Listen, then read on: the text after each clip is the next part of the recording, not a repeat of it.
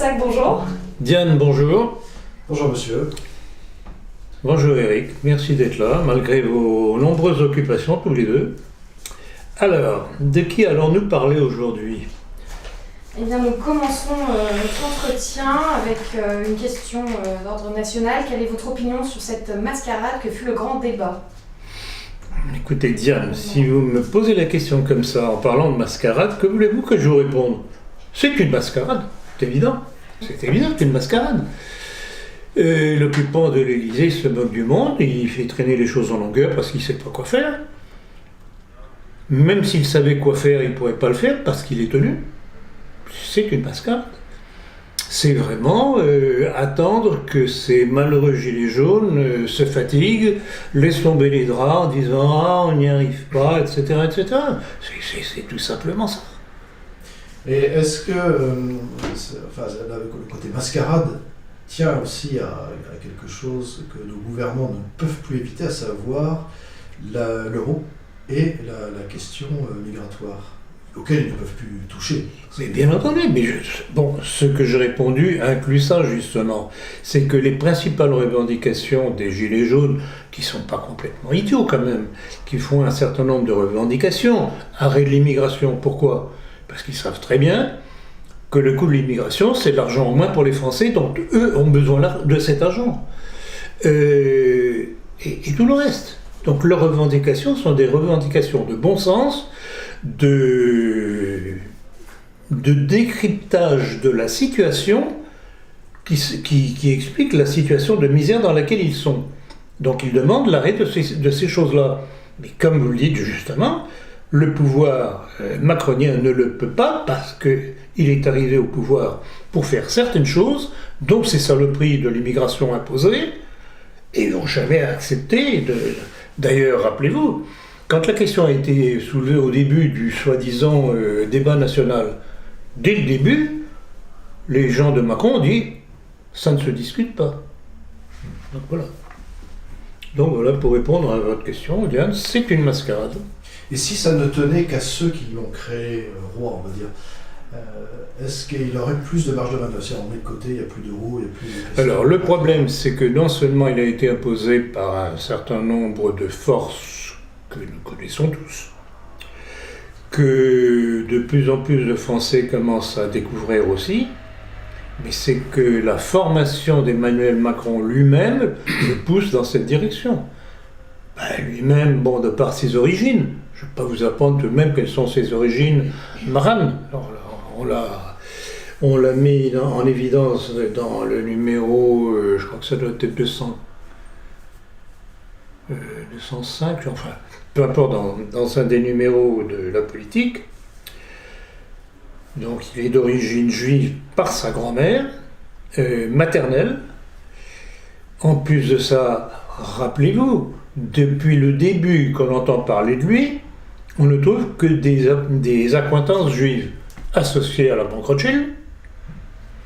Quand il est élu, il fait sa fête devant la pyramide du Louvre, donc à chaque fois on trouve l'élément juif et maçonnique associé à Macron. Et tenez-vous après la politique qui est menée. Donc à la fois, il y a sa propre formation qui le pousse à ça, sans compter ceux qui l'ont appuyé, et pour cause. Ils savaient très bien à qui ils avaient affaire.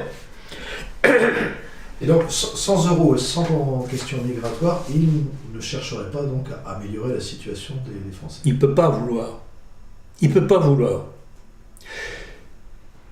Je répète et je répète et je répète qu'on ne peut pas comprendre la situation de la France aujourd'hui s'il n'y a pas une volonté de destruction qui vient au moins depuis la Révolution dite française, à part quelques, mais ce sera un petit peu l'objet de ma conférence de tout à l'heure. Que pensez-vous de la manifestation du 16 mars et de la casse des magasins aux Champs-Élysées qui a fait hurler toute la bien-pensance politique ?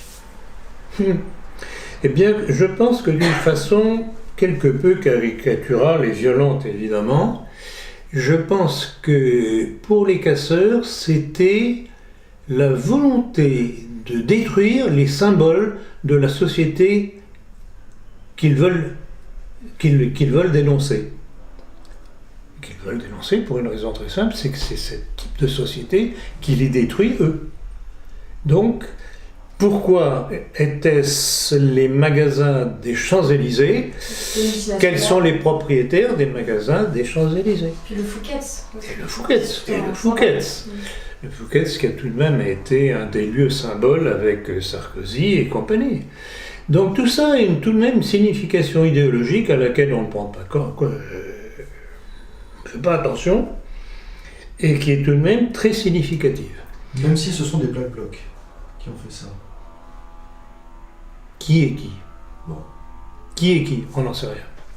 Je suis persuadé que parmi les Black Blocs, il y a de tout. Il y a de tout. Il y a certainement des gens d'origine gilets jaunes qui en ont marre, qui disent oui, on en a marre, on casse. C'est primaire. Je ne sais pas si je devais être un inspirateur des gilets jaunes, c'est pas tout à fait ça que je leur dirais de faire. Je crois que je l'ai assez bien, je pense, résumé dans notre communiqué du 11 décembre dernier. Il n'y a qu'à s'y reporter. Je crois que c'était les choses de bon sens que l'on pouvait dire le plus au clair possible. À propos de bon sens, avez-vous entendu cette interview d'une certaine Sophie Tissier qui est passée sur la oui, qui était très remontée, qui a dit Macron mérite la prison. Moi, je pense à tous ces millions de personnes. Je pense aussi aux femmes enceintes qui ne peuvent pas aller accoucher parce qu'on ferme les maternités. Je pense combien de bébés sont morts là cette année à cause des fermetures de maternités et d'hôpitaux. Arrêtez, bon sang, d'inverser la situation systématiquement. C'est révoltant ce pays, c'est révoltant la situation. Vous êtes en train de passer en boucle des vitrines cassées. Qu'est-ce qu'on en a à faire que le Fouquet's s'est cramé? Franchement, arrêtez avec ça. C'est scandaleux. La façon dont vous traitez cet événement, c'est scandaleux. Moi, je pense à tous les morts, les 15 000 morts par an à cause du chômage et de la précarité. C'est ça la réalité. Moi, vous me donnez envie de chialer. Vous vous rendez compte? Monsieur Macron est un irresponsable, Monsieur Macron est un incompétent, il mérite la prison, il est en train de vendre ADP, il est en train de liquider le pays. C'est ça la réalité, c'est ça la réalité, bon sang, arrêtez de tourner en boucle sur quelques violences. Il n'y a pas eu de mort, les Black Blocs ne s'attaquent pas aux manifestants, ok? Bon. La majorité des Gilets jaunes étaient dans la manif climat, pacifique, engagée pacifique. Donc maintenant, on remet les choses dans l'ordre en place, ok? Il y a une fracture politique qui est réelle. Les gens ne veulent plus de ce système politique. Est-ce que vous pouvez comprendre ça? On doit changer le système politique. On doit changer la démocratie. C'est ça le cœur du problème. Alors, je ne sais pas quelle est sa formation, mais j'ai trouvé que la façon dont elle s'était exprimée, qu'elle avait défini la situation, était absolument remarquable. En parallèle des Gilets jaunes s'est tenue une marche pour le climat, mouvement instigé par une autiste suédoise du nom de Greta Thunberg. Pouvez-vous nous en dire davantage? C'est une foutaise. Je m'excuse du terme. C'est une façon de détourner l'attention du public au moment des manifestations des Gilets jaunes. C'est pour noyer le poisson. Et puis toujours, le climat. Ben, le climat, s'ils veulent le climat, pourrait peut-être remplacer certains voyages en avion des cohortes macroniennes par le TGV. Et puis un certain commerce international. Et puis certains commerces internationaux, certains... Les gros tankers, les ceci, les cela, mais si on veut vraiment s'occuper du climat, il y a moyen de s'en occuper réellement au lieu d'embêter les citoyens. Et puis déjà, y a-t-il vraiment une urgence climatique? C'est la grande question, justement. Est-ce que l'état du climat tel qu'on nous le décrit de façon calamiteuse est réel? Est-ce que ce n'est pas une volonté mondialiste de façon, là encore, à pomper du fric, une fois de plus? Et est-ce que ces modifications du climat que l'on constate, ce n'est pas tout simplement un cycle de plus dans la nature, qui en a connu d'autres, d'où la disparition de certaines espèces? Mais on dirait, mais c'est comme pour tout, que sur le plan religieux, sur le plan climatique, sur différents plans, on dirait que nos concitoyens d'aujourd'hui n'ont aucune connaissance de ce qui s'est passé autrefois. On dirait que le monde pour eux a commencé avec eux. Le nouveau préfet de police de Paris, l'Allemand, se vante d'être une émule de Clémenceau qui n'avait pas hésité à faire feu sur le peuple. À quoi faisait-il allusion? Alors, justement, ça m'a interpellé. Comme vous savez très bien que Clémenceau, c'est quelqu'un que j'apprécie particulièrement, j'avais pris quelques petites notes. Alors, Clémenceau, qui, entre autres choses, disait, rappelez-vous, la Révolution, c'est un bloc. Et pour ça qu'il applaudissait à tous les massacres de la Révolution, c'est un bloc. Bon. Alors, ce qui s'est passé, ça remonte à juin et juillet 1908. C'était à Draveil et à Villeneuve-Saint-Georges. Il y avait eu une révolte des... C'était qui déjà les manifestants? Les carriers, qui étaient en grève.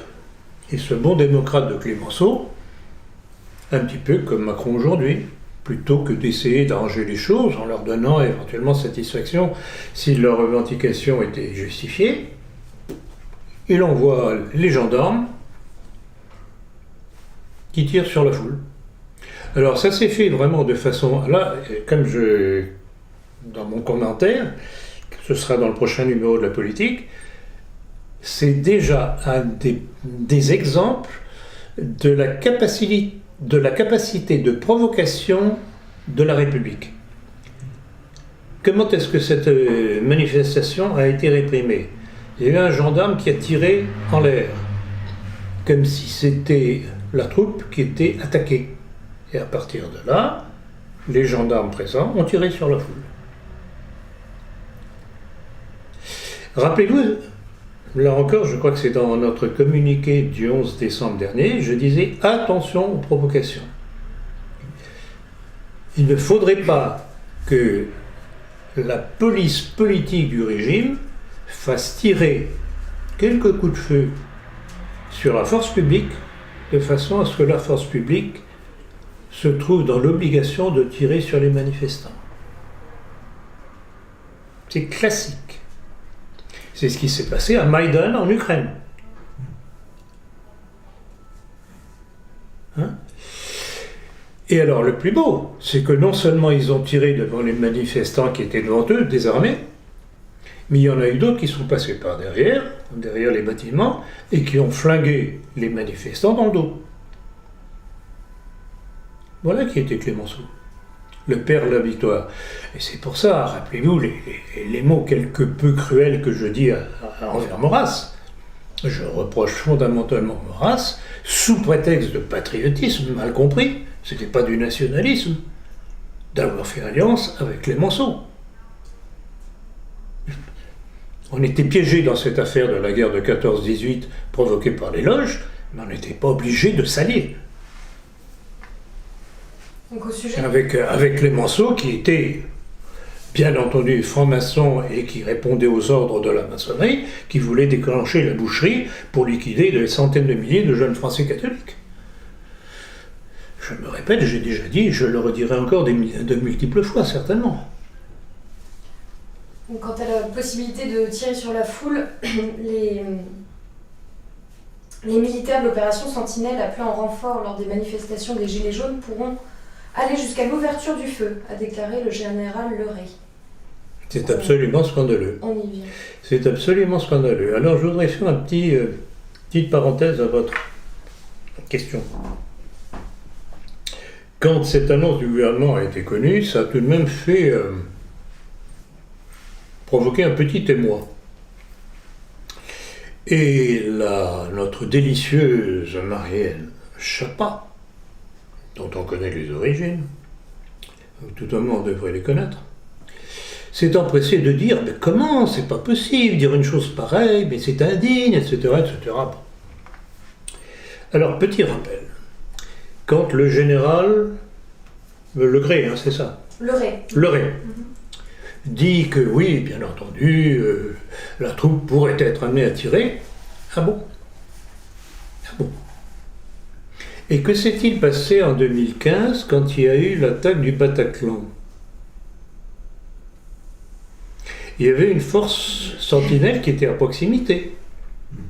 qui était prête à intervenir et qui a demandé, avant d'intervenir, les ordres de la hiérarchie. Qui leur a dit non, vous ne bougez pas. Alors pourquoi ce qui n'était pas bon de faire contre les attaquants du Bataclan serait-il bon de faire aujourd'hui contre le peuple de France qui manifeste? Dans un cas, c'est protéger les Français, dans l'autre, c'est... Beaucoup l'ont fait remarquer, on fait intervenir l'armée contre des ennemis. Si on dit de ne pas tirer sur des terroristes, c'est que ce ne sont pas les ennemis. Mais voilà, donc dans le cas du Bataclan, c'était en principe des ennemis de la France. Sans compter tout ce qu'il y a derrière comme provocation de l'État. Vous savez très bien quelle est ma thèse là-dessus. Donc ça ne dérangeait pas le haut commandement de l'armée. Il y avait quoi? Il y avait déjà le général Legret. Et il y avait en tout cas déjà le général de Villiers. Pierre de Villiers. Comment? Un coup, il ne faut pas tirer, et un coup, il faut tirer. Un petit problème là. C'est que les gilets jaunes sont des ennemis. Donc les gilets jaunes sont les ennemis Il y en a plein qui ont de la République. C'est ça que ça veut dire. Et l'armée est aux ordres de la République, pas de la France. Donc la République est l'ennemi de la France, mais elle n'est pas la France. Ouais, voilà. CQFD, comme on disait autrefois dans les bonnes écoles, ce qu'il fallait démontrer. La bataille de Verdun a été retirée des programmes scolaires. Selon vous, pourquoi est-ce particulièrement cette bataille qui doit être supprimée de la mémoire des Français? Mais pourquoi vous me posez cette question? Vous le savez très bien. Ça permet d'évacuer le maréchal Pétain, vainqueur de Verdun, et tout de même co-victorieux de la guerre de 14-18. C'est aussi 800 000 morts qui passent à la trappe. Oui, 800 000 morts, et par la même occasion, les responsables de cette volonté de faire les 800 000 morts. C'est pas venu par hasard, cette guerre. Tout bénef, cette suppression. Non, mais Non, mais... Comment est-ce que certains ne comprennent pas encore comment ils sont manipulés sur tous les sujets? C'est pas croyable. Des évidences sont là, il faut vraiment ne pas vouloir voir et entendre, parce que ça ne les touche pas, donc ils ne pensent qu'à leurs petits intérêts matériels du moment, ne souffrent pas encore suffisamment. Pour l'instant, ce sont les autres à côté d'eux qui souffrent. Et ça, ils sont contre-fiches. Le ministre de l'Éducation nationale, Blanquer, a démissionné Farida Belgoul de l'Éducation nationale. En connaissez-vous la raison? Ah oui, tout à fait, c'est très simple.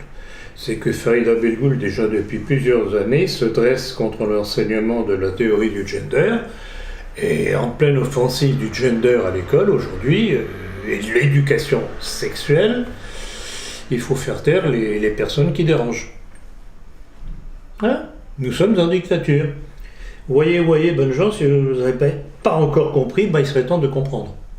Surtout, récemment, il y a une étude scientifique extrêmement bien menée qui a dit que le genre, ce qu'on appelle le genre, c'est-à-dire émanation extérieure sociale de ce qui est à l'origine de la pression sociale, ou plutôt politique, tient plus à un comportement interne à la physiologie de celui qui est donc le sexe masculin ou le sexe féminin.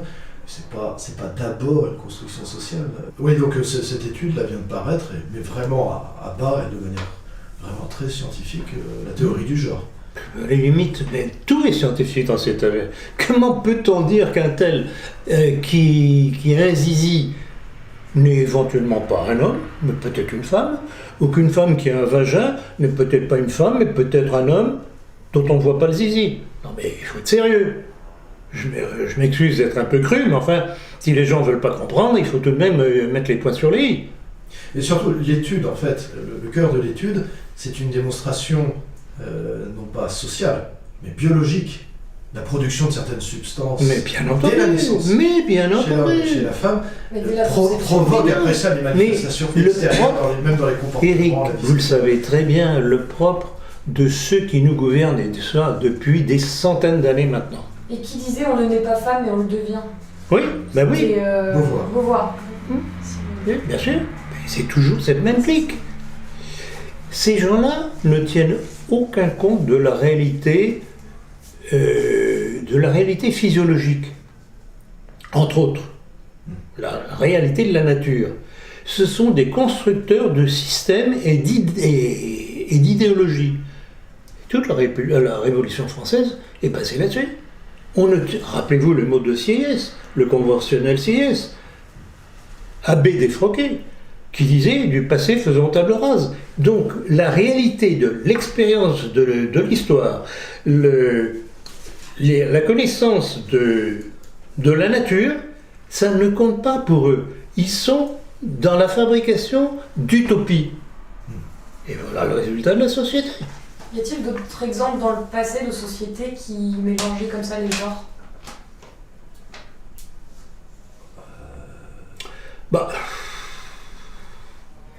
Je ne sais pas si Sodome et Gomorrhe étaient déjà comme ça.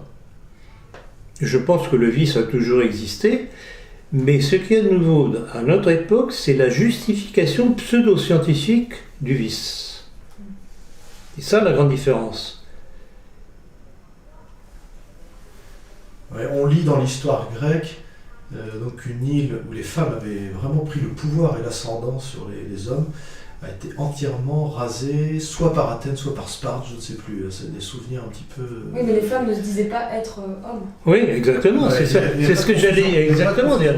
Tout à fait. Ouais. Tout à fait. Non, il y a eu quelque chose de nouveau aujourd'hui, c'est qu'ils se cherchent une justification pseudo-scientifique à leur hérésie, à leur erreur. À leur mal-être, en fait, c'est un... À leur mal-être, exactement. C'est un mal-être. Et en cela, c'est très révélateur. En fait, ce sont des malades. Et ils voudraient que tout le monde devienne malade comme eux pour se sentir un peu plus à l'aise. Que pensez-vous du nouveau porte-parole du gouvernement, Sibeth Ndiaye, qui avait déclaré en 2007 « J'assume parfaitement de mentir pour protéger le président ». En 2017. Alors effectivement, son prénom donne un très bon perçu de sa personnalité. Parce que, bon, ce qu'elle dit est très juste. Mais le dire de la part d'un représentant du gouvernement, permettez-moi de vous dire, c'est une bêtise absolue. Ça, on le sait, qu'il ne fonctionne que par le mensonge. Puis la Révolution française, au moins, la façon de gouverner, c'est par le mensonge. Et vous verrez, quand mon bouquin sur De Gaulle sortira très prochainement maintenant, tout le personnage de De Gaulle s'explique par le mensonge. On transforme les déroutes, les désertions, les fuites, etc. en victoire, et c'est comme ça qu'on construit le personnage. Donc tout dans cette République qui nous gouverne, je répète encore, à part quelques intermèdes de l'histoire, depuis la Révolution dite française, tout repose sur le mensonge. D'où le mal-être. Alors, la question suivante est bien... D'où le mal-être et d'où la destruction de la société. Écoutez la question suivante. La destruction de la société, des corps et du non-respect des victimes, celle de l'attentat de Nice. Il y a eu une victime de l'attentat de Nice qui a été enterrée sans ses organes. Y a-t-il un quelconque lien avec un trafic d'organes ? Alors, il y a deux choses à voir là-dedans. De par une loi, je ne me rappelle plus de quand elle date, c'était relativement récent.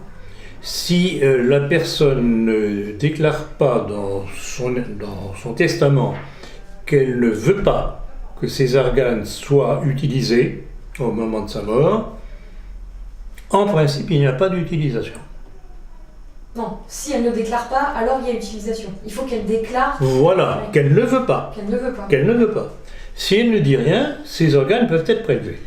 Mais l'intérêt de la question, de votre question, c'est qu'on sait très bien que depuis au moins la guerre du Kosovo, certains ont utilisé soit des prisonniers, soit des morts récents pour leur prélever leurs organes, qui filaient où ? Je l'ai dit déjà à de nombreuses reprises, dans des cliniques spécialisées en Israël pour de riches amateurs et nécessiteux de ces greffes. Donc voilà. Donc, en soi, et bon, je sais, notamment quand j'étais chef de clinique à Genève, j'ai parfaitement connu ça, quand on avait des accidentés de la route qui arrivaient en coma absolument dépassés, ça c'était sûr et certain, je savais très bien que les départements de greffe d'organes venaient chercher les corps pour prélever les organes. Mais alors, est-ce que cette viande est cachère? Diane, vous allez finir à la 17e chambre, ma chère. Bravo. Non, mais ça... La République en marche. J'ai du solide en face de moi. À nous mal-être, nous, ça nous adapte aujourd'hui, c'est clair. La République en marche a promis au lobby LGBT de faire passer le texte de loi sur la PMA au mois de juillet. Un commentaire? Oh que oui. Ben, c'est une démonstration de plus à quel point ceux qui nous gouvernent sont de bons démocrates. Donc ils font passer ça en catimini quand les gens sont en vacances. Voilà, c'est comme ça qu'on est gouverné. Quand je vous disais que tout se passe par le mensonge, Ceux qui votent populistes, il ne faut pas tenir compte de leur voix. C'est ce qu'a déclaré récemment le philosophe BHL. mais il a raison cet homme. Il a raison. C'est très Ah ben bien entendu qu'il a raison. Mais rappelez-vous, comment est-ce que on a fait quand les Français avaient eu un éclair de lucidité en refusant la Constitution européenne? Mais qu'à cela ne tienne, notre valeureux Nicolas Sarkozy, qui est venu après ce malheureux Chirac qui avait été bien imprudent quand même, en proposant aux Français par référendum de décider, il a fait passer ça sous un autre nom, le traité de Lisbonne, et passer muscade. Donc voilà, Bernard-Henri Lévy, notre grand philosophe national. On sera ensemble à la 17e chambre, rassurez-vous. Je commence à avoir mes entrées. Ils ont raison, ces gens-là. Quand la démocratie ne donne pas le résultat que eux attendent, eh bien, on fait revoter ou on empêche le vote de certaines catégories de Français ou d'autres nations. On va passer à un autre immense penseur, à savoir Raphaël Glucksmann. Il a été désigné pour être candidat d'une liste d'union de la gauche aux européennes. Avez-vous un commentaire? Eh bien, c'est la nostalgie de mai 68, puisque son papa, André, a été avec... comme c'est curieux, avec Krivine, avec Cohn-Bendit, avec... je ne sais plus qui encore. Geismar. Ah, mais c'est curieux, ils appartenaient à quelle communauté? Congolaise. Ah, mais c'est curieux, oui, congolaise, oui, congolaise. Je ne sais pas, non. Vous m'expliquerez en aparté, Eric. Mais voilà qui nous gouverne. Mais alors, ceci dit, tout de même, rassurez-vous, c'est que même les socialistes d'aujourd'hui n'en veulent pas. Parce que sa liste fait flop. Alors, autre liste, celle de Renaud Camus, qui a annoncé présenter une liste aux élections européennes baptisée la ligne claire. Celle qui conduit du ferme constat du grand... la ligne claire serait donc celle qui conduit du ferme constat du grand remplacement à la nécessité absolue de la remigration. Voilà son programme. Bon, alors ce que j'en pense, je dirais qu'il faudrait que sa ligne à lui soit un peu plus claire, parce qu'il est passé de tout à tout. On en parlait tout à l'heure, je vous laisse la parole, Eric. Oui, donc dans les années 2000, pour faire ça très schématiquement, il a dit quelques petites choses contre les juifs qui l'ont marginalisé. C'est impardonnable. Et à partir de 2010, il s'est plutôt spécialisé dans la critique de l'islam, ce qui était évidemment beaucoup plus facile. Ah oui, c'est davantage caché là. Et il a nettement arrêté de dire des choses contre les juifs, ce qui a aussi arrangé son matricule. Et là, tout dernièrement, je ne sais plus qui lui a fait un procès donc pour antisémitisme. Donc Renaud Camus a gagné le procès et il s'est lavé platement comme une crêpe devant toute la communauté réunie pour dire que non, il n'avait jamais été antisémite. Je cite, c'était qu'une légende urbaine. Donc il s'est vraiment nettoyé de chez nettoyé. Tout, l'acide... c'est cet individu qui fait une liste pour nous donner une leçon sur ce qu'il faut faire. Voilà. Je ne sais pas s'il est bien en cours maintenant, mais ça s'améliore quand même nettement pour lui. Ah, mais je suis heureux pour lui. Renaud Camus, dont les écrits auraient inspiré un certain Brenton Tarrant, qui a fait son... Alors, je ne sais pas Son exactement, attentat. je ne sais pas exactement, mais ces Choisi. gens-là, en fait, ce sont des inconsistants. Ils ne savent exister que par des reptations. Et alors, ben, rappelez-vous tout de même ma conférence du mois de décembre sur la stratégie sioniste et la zémorisation de la France. Qu'est-ce que l'on constate de plus en plus aujourd'hui dans nos milieux? C'est un aplaventrisme devant le sionisme. Et quand je vois les attaques dont je suis l'objet ces derniers jours, ou ces dernières heures même, de la part des trolls qui tournent autour de Conversano, Livernet et compagnie, et j'en passe. Ben, c'est ça. Ils sont sionistes, d'où leur réflexe de rejet de ce que je dis sur certains sujets. Écoutez, alors certains m'ont reproché encore tout dernièrement de dire que Rissen est sioniste. Mais le problème, c'est que ces gens-là parlent sans savoir. Ils ne connaissent pas les déclarations de Rissen à propos de Zemmour, applaudissant Zemmour. Or, Zemmour, qu'est-ce qu'il a dit, entre autres choses, dans son livre, c'était quoi déjà, Un destin français. Qu'est-ce qu'il a dit, entre autres choses? Qu'il souhaitait que la France soit Israël et Israël la France. Ah bon? Et puis, il a évoqué Saint-Louis, qui a tout de même mis à la porte les Juifs à l'époque.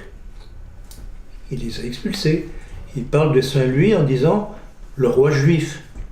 Et voilà, c'est crétin, c'est troll. Parle de choses qu'ils ne connaissent pas. Et vous savez très bien qu'il est mon optique depuis que j'ai repris le flambeau en 2001. Je dis et je redis qu'il faut nettoyer nos écuries d'Augias. Et ces gens qui m'attaquent aujourd'hui par des injures, mais absolument invraisemblables, parce qu'ils ne peuvent pas répondre autrement, ils font partie de ces écuries d'Augias. Ils sont dans les écuries. C'est-à-dire que pour eux, Rissen ayant écrit toute une panoplie contre... Mais bien sûr, ils ne comprennent pas que Rissen apparemment... Rissen n'a pas répondu à la lettre tout de même très sévère que Jérôme Bourbon de Rivarol lui avait écrit. Il n'a pas répondu. Il n'a pas répondu non plus à mes accusations. Il fait semblant de rien, parce qu'il ne peut pas faire autrement. Et Rissen a dit que, je crois, que Zemmour faisait partie de notre camp, puisqu'il... C'était un bon juif, en quelque sorte. Comme il y a eu des bons juifs à chaque époque. Alors, Rissen s'est défendu en disant que la réflexion qu'il avait faite, c'était à l'attention de la communauté arabe. Ah oui, ça c'était... arabe, musulmane. Je regrette beaucoup, mais arabe ou pas arabe, ces compliments à Zemmour, ce sont des compliments à Zemmour, point. La France, c'est Israël ou c'est pas Israël? On accepte qu'elle le soit ou on n'accepte pas qu'elle le soit? C'est ça le problème, en résumé. Donc, c'est troll. Au lieu de dire des bêtises, il ferait mieux de s'informer sérieusement s'ils sont honnêtes. Ouais. Et je ne sais pas si vous vous souvenez de la lettre que l'abbé Renaud de Sainte-Marie de la Fraternité Saint-Pédis avait écrite, non, un article qu'il avait écrit sur le livre de Zemmour, en disant que Zemmour se moquait quand même du monde. Oui, je sais, on en a parlé, je crois, dans le dernier entretien, non? Et en tout cas, ça avait donné lieu à un article dans La Politique. Oui, Et alors, exact. j'ai la réponse de Zemmour. Ah bon? Il a écrit à cet abbé, finalement, ce qui vous gêne chez moi, c'est ma judéité. Alors je ne connais pas encore la réponse. Mais c'est un raccourci, il biaise, il botte en touche. Ce qu'on lui reproche, bon, accessoirement sa judéité, mais ce qu'on lui reproche, c'est ce qu'il dit. Or, ce qu'il dit dépend justement de sa judéité. Et la boucle est bouclée. Mais la réponse de l'abbé en question, bon, elle était bien gentille. Enfin, elle était effectivement bien gentille. Pas méchante du tout. Bah, à partir du moment- Il ménageait la chair et le poisson. À partir du moment où Zemmour avait été invité par la librairie France Livre, il pouvait difficilement faire une lettre trop incisive. La librairie France Livre, Notre-Dame, mon cher, Notre-Dame, Ouais. qui est la librairie de la Fraternité Saint-Pédis. Monseigneur Le Sœur doit faire des sauts de cabri dans sa tombe.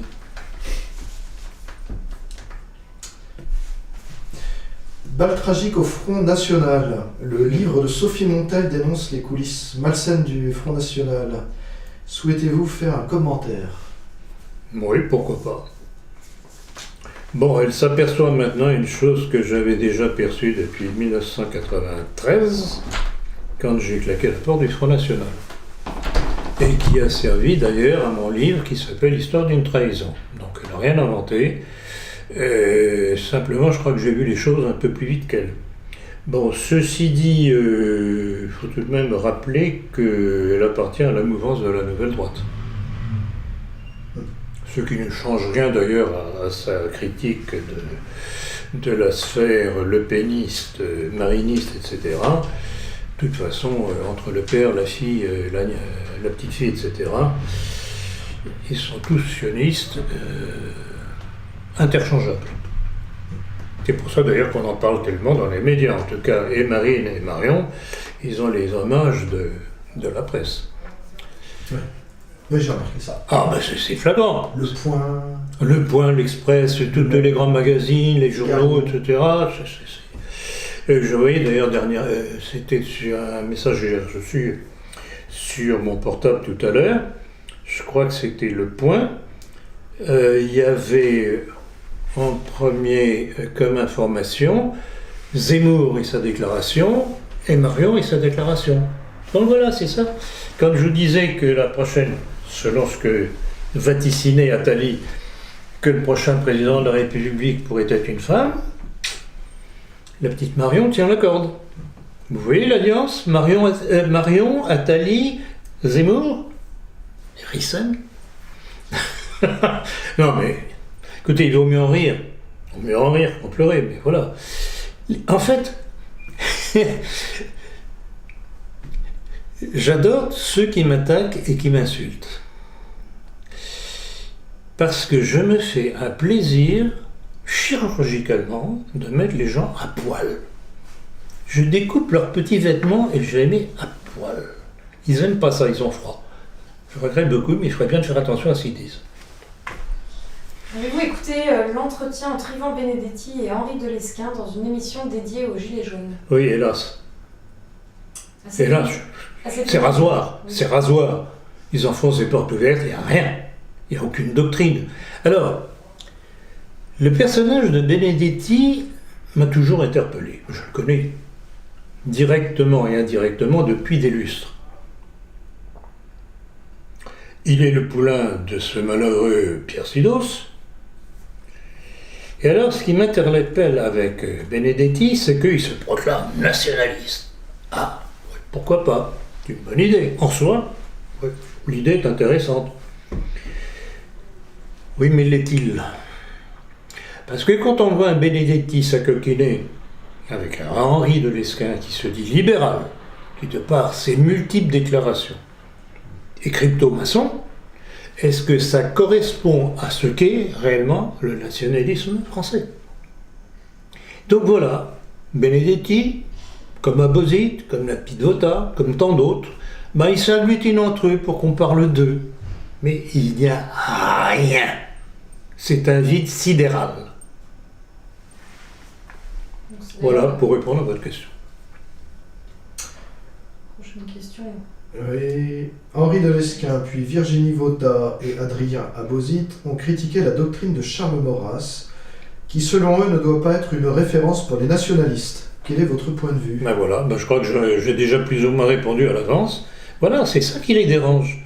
C'est l'analyse de Maurras, le bon Maurras, justement, qui a fait une excellente critique de la démocratie, qui, de par tous ses écrits, à part son incident du compromis nationaliste avec Clemenceau, tout ce qu'il a écrit est absolument, ce sont des munitions pour tout nationaliste réel.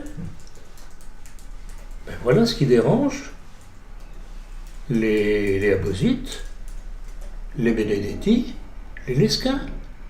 C'est la critique de Maurras, c'est l'antisémitisme de Maurras qui les dérange. Et regardez le petit jeu fourbe de Lesquin, faisant semblant d'être antisémite et de façon vraiment caricaturale, d'où ces insultes sur les rescapés des camps de la mort, bien gros, etc., dont Simone Veil. Vous vous rappelez ce qui lui a valu d'ailleurs un procès de la part de certaines structures communautaires. Mais dans l'autre côté, l'autre face de ce bon monsieur Henri de Lesquin, Duplessis, Cassot,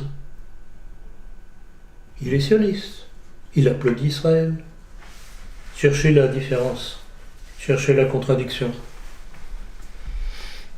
Il a quand même fait une vidéo de stage de citoyenneté au Mémorial à Paris qui vaut quand même le détour. Hein. Expliquez-moi ça, enfin expliquez-nous ça. Ah non, je renvoie, sinon cet entretien va s'étendre indéfiniment. Et, c'est pas mal, surtout à la fin, où le témoin de moralité qui parle de citoyenneté était Yves Ternon, porteur de valise du FLN pendant la Seconde Guerre mondiale. Non, je recommande quand même cette vidéo qui ne manque pas de sel. Écoutez, cher ami, vous savez très bien, j'ai d'autres chats à fouetter, j'ai d'autres travaux à faire, plutôt que de me faire cire les idioties, ou je ne vais pas dire d'autres mots, de ce genre d'individus. Il me semble que le grand catholique Adrien Abosi condamnait Maurras parce que Maurras avait été justement condamné par l'Église pour certains de ses écrits. Alors là, il a la vue courte, parce qu'il faudrait peut-être savoir pourquoi l'Église a condamné Maurras. Et c'était qui? C'était Pie XI. C'était Pie XI, qui a eu un rôle mais détestable à l'occasion de la dernière guerre mondiale. Or, si je ne me trompe, Abbosite est plutôt de tendance sédé-vacantiste. Ouais. Donc plus pur que pur, bien sûr. Bon. Alors pourquoi se base-t-il sur l'Église avec un Pie XI pour justifier sa thèse contre Maurras? Et pas sur Contradiction. Il y a une contradiction là. Pas sur Pie XII qui serait plus proche de ces vacantistes, Pie XII qui a réhabilité l'Action française. Oui, exactement. Non mais ces gens sont inconsistants. Les Peut-être que Pie Abbosites... XII n'était pas pape. Hein? C'est quoi la Peut-être que Pie XII n'était pas pape. C'est possible, hein. Non mais on en revient toujours à la même constatation. Je trouve qu'on perd beaucoup de temps avec ce genre d'individus. Les Abbosites, les Lesquin, les Benedetti, les Livernet, les ceci, les Conversano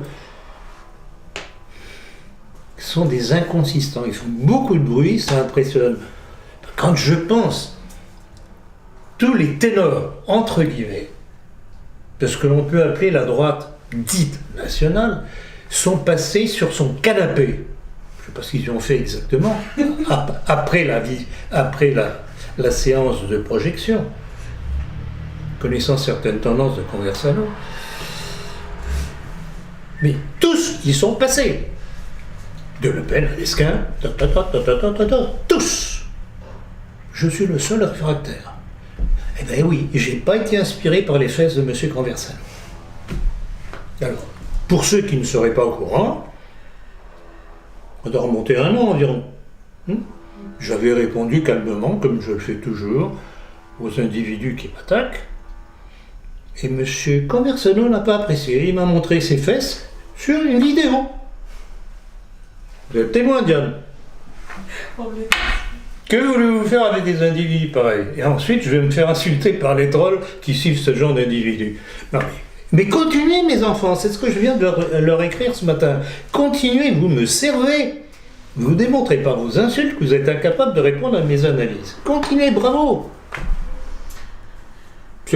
C'est pas parce que je suis maso, non. C'est parce que vraiment, vous me rendez service. Continuez. Alors, le 6e colloque de l'Iliade a eu lieu samedi dernier. À cette occasion, pouvez-vous revenir sur ce que l'on nomme la nouvelle droite? Alors, la nouvelle droite, oui, je peux en parler, effectivement, parce que j'ai écrit un livre spécifique à son sujet, qui s'appelle Enquête sur la nouvelle droite et ses compagnons de route. Donc, on peut y trouver toutes les divagations de cette nouvelle droite, avec leur pape, Alain Benoît, qui est d'une haine mais absolument invraisemblable, maladive d'ailleurs, à se poser des questions sur ses véritables origines. D'une haine envers qui? Envers le catholicisme. Envers le catholicisme. C'est invraisemblable, et tout ça se trouve dans un certain nombre de numéros de sa revue Éléments, que j'ai cité dans le livre, donc tous ceux qui veulent se documenter là-dessus peuvent se documenter dans le livre.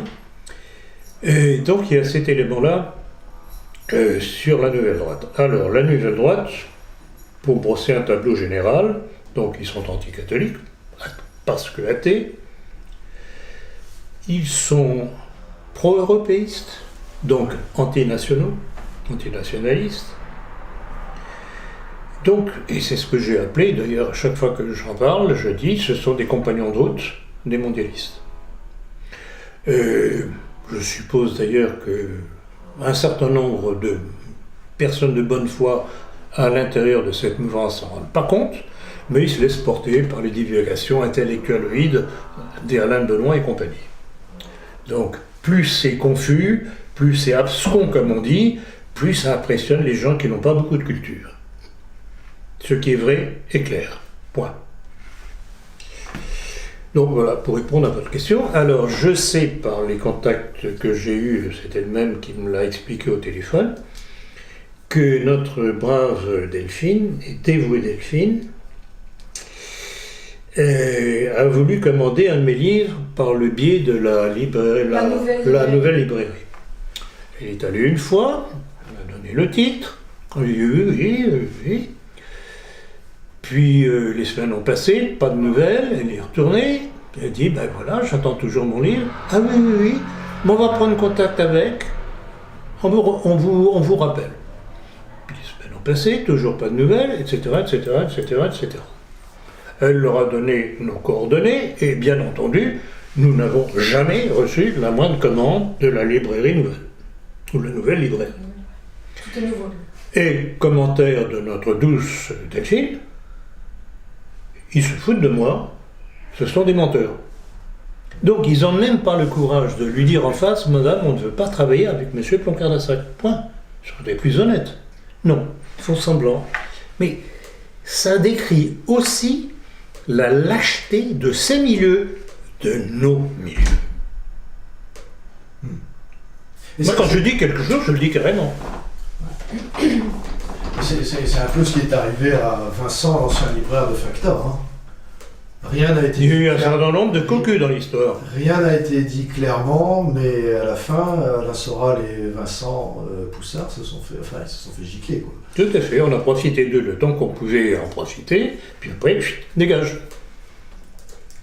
D'ailleurs, elle avait aussi fait un témoignage quant à TV Liberté, où elle avait suggéré Delphine. Ah oui, tout à fait, très intéressant. Ben, vous voulez raconter ça non, mais j'étais justement en train de retrouver son témoignage.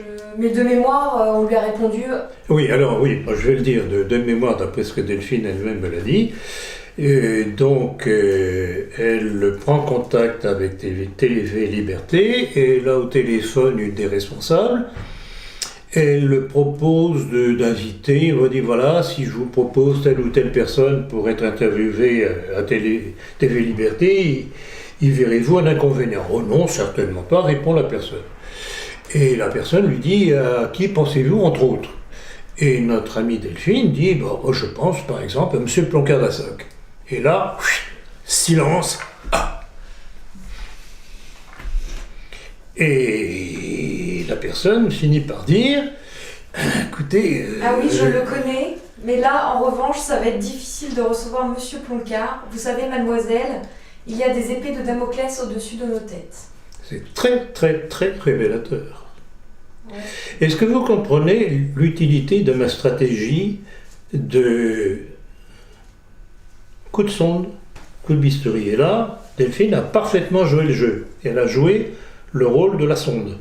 Vous voyez la sonde. On a vu ce qu'on est sorti. Donc il est évident qu'il y a des non-dits dans nos milieux.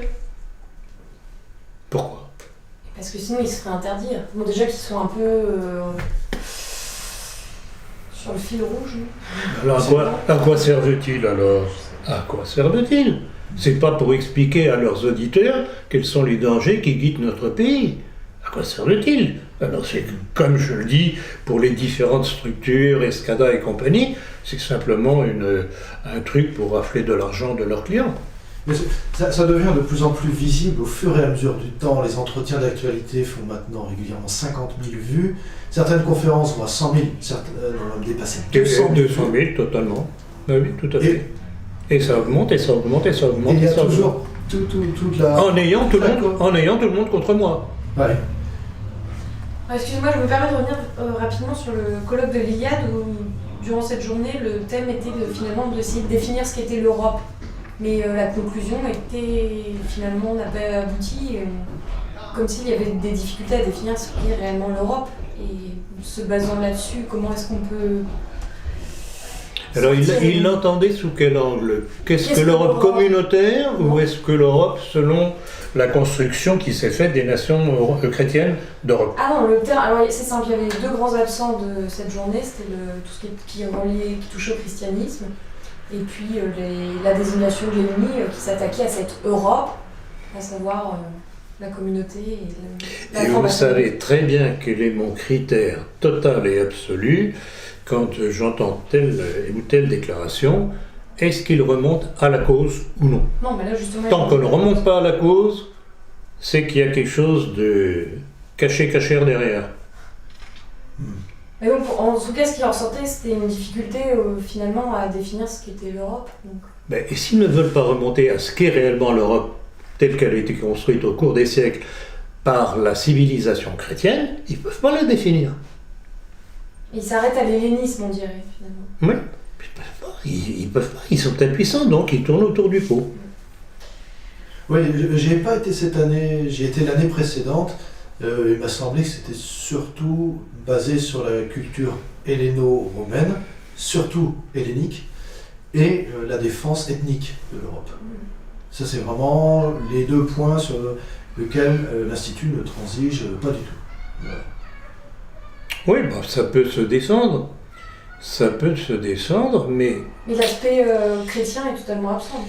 Et justement, ils ne peuvent pas. Alors là encore, on retombe dans le racialisme de certains nombres de nos milieux, qui ne veulent pas tenir compte du rôle de la chrétienté dans la construction de l'Europe et notamment de la construction française. Ça les dérange parce qu'ils sont athées, tout simplement, et on retombe dans la nouvelle droite. Parce que l'Iliade, je regrette beaucoup, c'est des vitrines de la nouvelle droite. Ils sont racialistes, européistes, antinationaux, et ce qui attire certains, justement, c'est leur aspect blanc, soi-disant tel, racialiste. Mais c'est un peu court. C'est pas suffisant. Et c'est quelque chose qui frappe quand on traverse tous nos milieux, c'est la division du combat. Certains partent avec la question ethnique, d'autres la question de la souveraineté, d'autres avec simplement la question religieuse, d'autres avec la question nationale. Et on a l'impression que jamais tous ces thèmes qui devraient être tous ensemble ne se rejoignent en fait. Ce qui permet quand même à chacun de transiger sur un certain nombre de dossiers dont ils ne font pas leur chevaux de bataille, et finalement d'avoir une certaine place au chaud, une certaine tranquillité, et d'éviter de se retrouver constamment devant la 17e chambre. Très juste. Finalement, vous êtes un peu le seul à faire le lien de tous ces aspects. Justement, c'est l'un de mes grands défauts, c'est que j'essaye toujours... En fait, ils ont des positions compartimentées, qui rejoignent votre observation. Mais ils sont incapables de voir la globalité du problème. C'est ce que j'essaye de faire, moi. Et c'est pour ça que je dérange, d'ailleurs. Et je remonte aux causes. Ça, je dérange encore plus. En quoi l'helléno-romanisme d'origine est incompatible avec le christianisme et avec, pas du tout, au contraire. Avec la défense de la souveraineté, pas notamment de la souveraineté politique et monétaire. En quoi c'est incompatible j'arrive pas à vous voir. Glissons là-dessus. Où en est votre querelle avec la bienveillante Marion Sigaud? Apparemment, point mort, puisque j'ai fait une réponse que vous connaissez tous, qui était dans un des éditoriaux, qui était l'éditorial du dernier numéro de la Politique, donc le numéro de Mars. Avril, et que l'on a publié sur notre site intégralement et sur Facebook. Pas de réponse. Je pense que contrairement à d'autres, il a eu l'intelligence de ne pas vouloir poursuivre une querelle complètement, je regrette, beaucoup stupide. Et que par la même occasion, je souhaiterais tout de même qu'elle revoie un petit peu sa position sur les origines réelles de la Révolution dite française. Puisqu'elle plaide apparemment que pour elle, la Révolution dite française est franco-française et qu'il n'y a pas eu d'influence étrangère, notamment anglaise, maçonnique et juive. Tiens, mes idées politiques de Maurras viennent d'être rééditées chez Contre-Culture. C'était depuis longtemps introuvable. C'est incroyable. Contre-Culture, il y a incontestablement des aspects positifs, et je l'ai dit de nombreuses reprises, notamment au travers de réédition de livres utiles. Mais à côté de ça, on a parlé combien de fois, ne serait-ce que tous les trois, une ligne directrice, Soral, c'est tout n'importe quoi. Il est collé avec un Christian Boucher, sataniste, adepte de l'Ordo Templi Orientis, mais on se dit, mais il est où ce gars-là?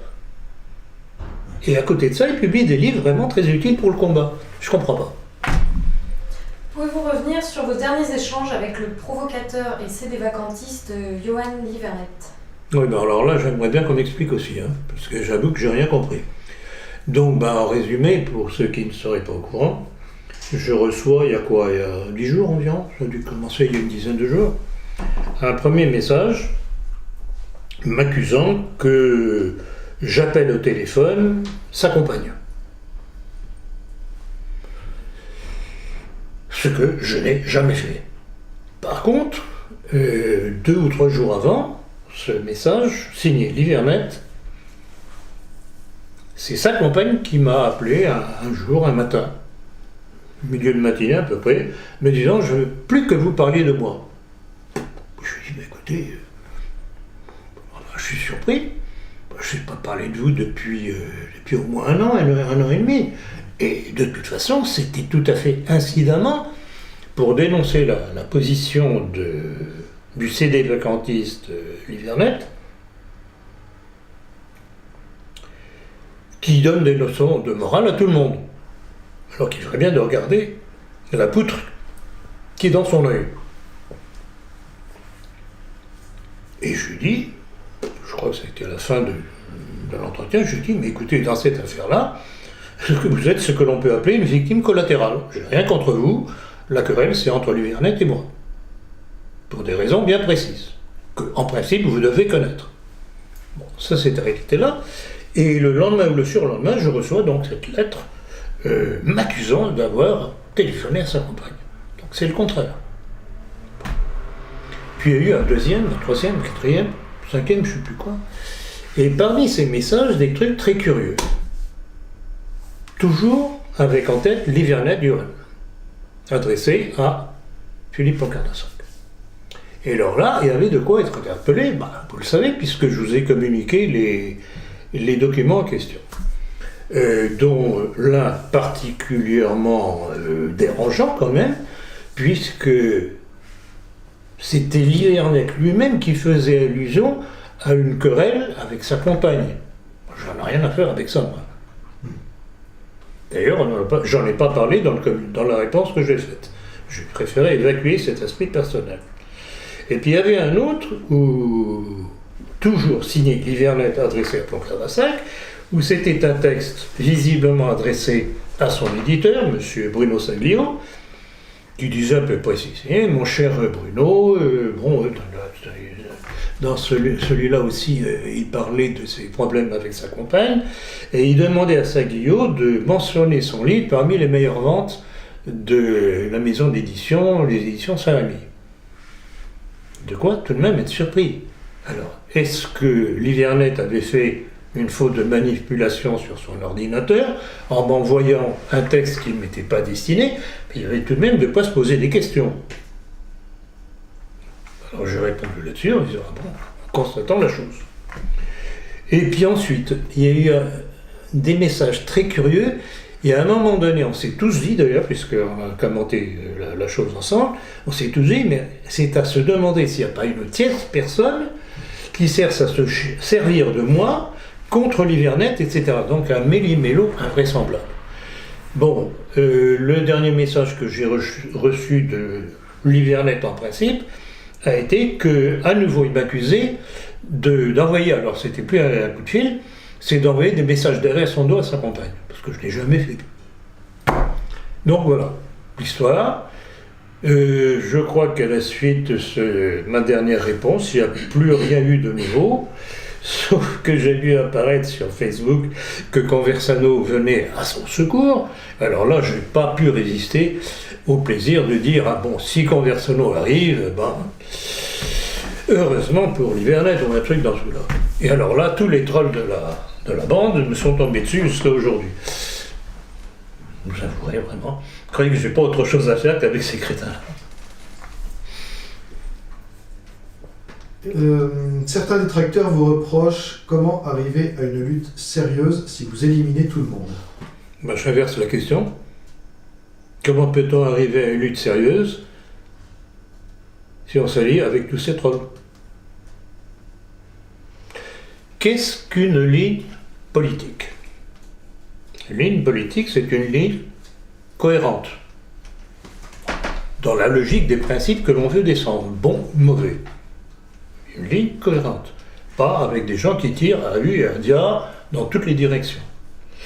Quand il y a des tendances divergentes, et c'est ce que je reproche à Escada notamment, quand il invite les tendances les plus disparates possibles, qui sont hostiles entre elles, ça ne crée pas une force, ça crée une annulation de force. Et le seul bénéfice est financier, parce que comme ça, le petit Escada, Tintin belge, fait venir des gens de tous les horizons, et par ici les petits sous-sous des entrées. C'est le seul intérêt. Donc voilà ma réponse. Si on veut vraiment reconquérir notre pays, ce n'est que par une ligne claire, par une doctrine. Ça ne passe pas par des alliances avec des tendances différentes. Et c'est le problème que l'on a vécu notamment avec le Front National. J'y étais, j'ai vu comment c'était. Et c'est pour ça que j'ai claqué la porte. En fait, ces utopies d'alliance la plus large possible ne servent qu'à ceux qui dirigent ces entreprises-là. Ce sont des entreprises ad hominem pour eux, pour leur portefeuille. Ce n'est pas un combat politique. Mais surtout dans l'histoire des idées, on sait que la fusion des droites extrêmes, conservatrices et libérales, ça n'a jamais marché. Existé. À travers l'histoire, ça n'a jamais marché. Je ne sais plus quel est l'auteur, mais ça va peut-être me revenir. Mais en tout cas, j'ai eu donc le livre entre les mains. Non, c'était bien. J'étais à une conférence de cet auteur. Je crois que c'était brillamment démontré. L'union des droites est une pure utopie en France. Pure utopie. Et on peut avoir le bouquin pour 6 € chez Perrin Campus. Donc, mais essayez de me retrouver le nom de l'auteur. Oui, ça va peut-être me revenir. Donc, c'est une donnée d'expérience, tout simplement. Non, je vous dis, c'est la seule utilité de ce genre de vision des choses, c'est ça fait rentrer l'argent dans les poches. Et alors, est-ce que vous condamnez l'activité de tous ceux que vous éliminez, comme dit la critique? Est-ce que c'est déjà pas bien qu'ils fassent quelque chose qui parle du travail? Prenons par exemple le cas de Villard, que vous connaissez bien, et dont on a parlé encore tout récemment. Il a incontestablement apporté des choses intéressantes dans sa critique du mondialisme. Et entre autres choses, ce que je lui reproche, c'est sa vision que je ne comprends pas concernant Poutine.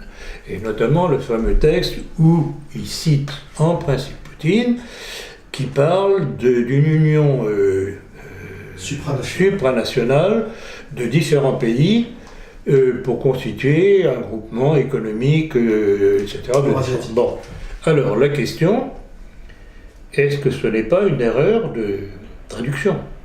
Parce que ce que Hillard dénonce là ne colle absolument pas avec l'action de Poutine. Est-ce qu'on peut croire, ou on pourrait croire, que Poutine accepterait de mettre la Russie qu'il a reconstituée, qui reprend l'héritage des tsars?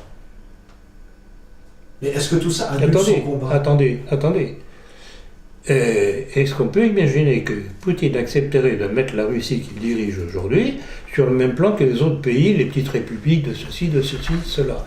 Non, ce que Poutine a voulu dire, à mon sens, c'est qu'il estimait que pour faire face au mondialisme américano-sioniste, il fallait une union politique et économique. C'est ça que ça veut dire. Et je pense que soit volontairement, soit involontairement, il y a eu une mauvaise traduction.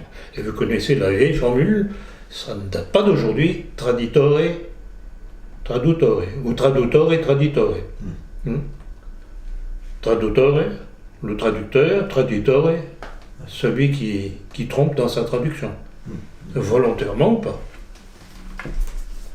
Mais est-ce que ça annule tout son travail, cette seule erreur? Non, pas du tout, mais d'où la réserve que je fais, vous savez très bien, je ne le critique pas dans tout, mais je pense qu'il est le meilleur exemple, justement. Comment voulez-vous prendre, comme Hillard le prône, Poutine pour un mondialiste, et quand on dit mondialiste, c'est dans la vision du mondialisme américano-sioniste d'aujourd'hui, quand on voit comment il a mis au pas les Rothschild chez lui, comment... étant intervenu en Syrie, il a dérangé les plans d'Israël, etc. Rappelez-vous la citation de la ministre juive israélienne de la justice, Shaked, Madame Shaked, disant à Poutine que s'il continuait comme ça, il mettait sa vie en danger.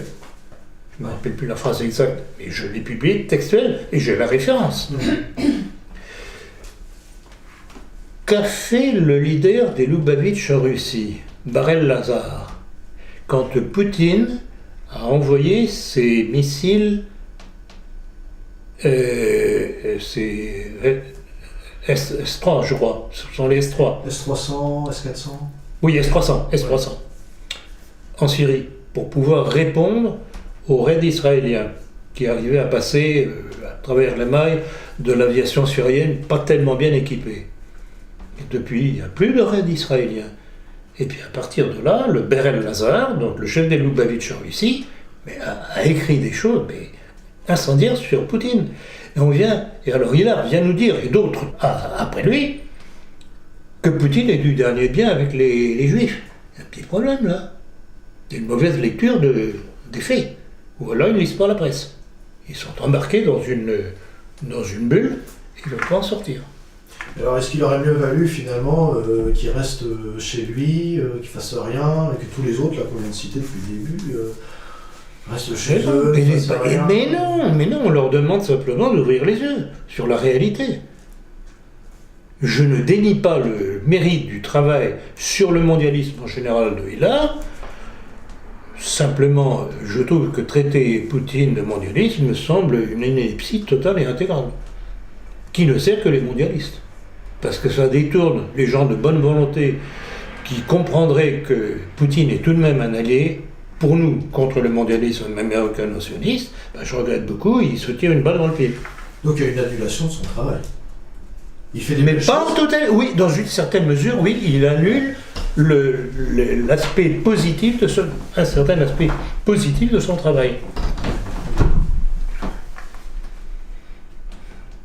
Et pourquoi a-t-il refusé jusqu'à présent le moindre débat avec moi? Et même Lucien Cerise, son collègue à EBR, l'a défoncé dans un article sur la question de Poutine. J'ai pas entendu qu'il... Mais bien sûr, je ne suis pas le seul. Tout de même, il y a tout de même un certain nombre de personnes lucides. Je ne vais pas me targuer d'être le seul, etc. Il y en a d'autres, heureusement. Que pensez-vous de la déclaration de Jean-Philippe Hupsch, grand maître du Grand Orient de France, disant « L'antisémitisme et l'antimaçonnisme relèvent d'un même phénomène. Je dirais la même chose que si j'ai de la déclaration de BHL, il a totalement raison. Mais c'est un idiot, parce qu'il fait remarquer une chose que j'ai dénoncée dans mon livre « La maçonnerie », texte à l'appui, leur texte à l'appui, c'est que la maçonnerie découle Du sémitisme. du judaïsme, de la Kabbale. Ça passe une bêtise, il attire l'attention sur un fait. Il se révèle petit à petit. Eh non, mais c'est un bien. Non, mais comme on croit qu'ils sont très intelligents, bon, il y a une part d'intelligence chez eux, mais elle est tout de même limitée. Ce qui fait leur force, c'est leur force financière, donc politique. Mais si on décortique tout ce qu'ils écrivent, etc., ce sont des imbéciles, pour ne pas dire autre chose.